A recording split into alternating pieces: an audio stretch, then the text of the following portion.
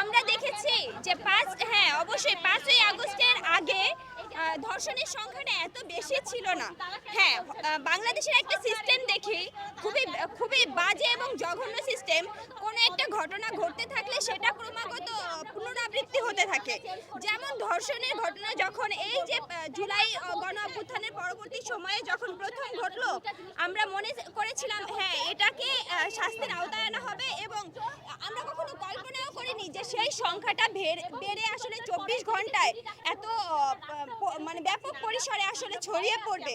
আমরা এখন বর্তমানে ঘর থেকে বের হইতে আমরা কি বলবো, আমরা প্রতিনিয়ত আমরা আতঙ্কিত বা আতঙ্কের ভিতরে আছি যে আমরা কি আসলে এই আমাদের একটা সময় নিয়ে চিন্তা করতে হচ্ছে যে আমরা কোন সময়ের ভিতর আমাদের ঘরে ফিরতে হবে।